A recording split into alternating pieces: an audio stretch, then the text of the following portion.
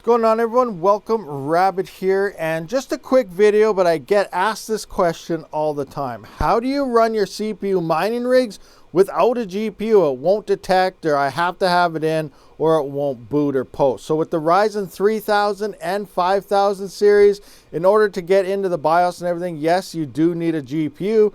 With the Ryzen 7000 series, you do not. They do have integrated graphics in the 7000 series, but again, 3 and 5000 series do not. So you will need a GPU.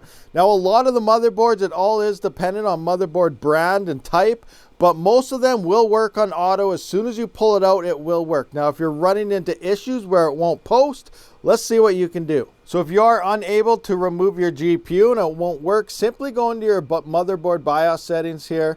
And depending on what your motherboard brand is, it's going to be under a different name or something. But here for the MSI one, we're going to hit the settings button and we're going to look for, I believe it's in advanced here, and something with integrated peripherals. That might be where, yeah, there we go. So we can see VGA card detection. So right here, I do have mine set to ignore. Auto on some of them does work, but you might have to tell it to disable it or ignore it. In this case, it's on ignore. That way it will not look for the GPU in the booting process. Again, it could be called, instead of VGA card detection, it could be called video display, it could be called anything, but look for anything that has to do with any type of VGA or video output or detection, and just disable that, ignore it, depending on the BIOS there. So it is that easy, quick, simple fix, guys. Hopefully this helps you out. I'll see you on the next one. Rabid out.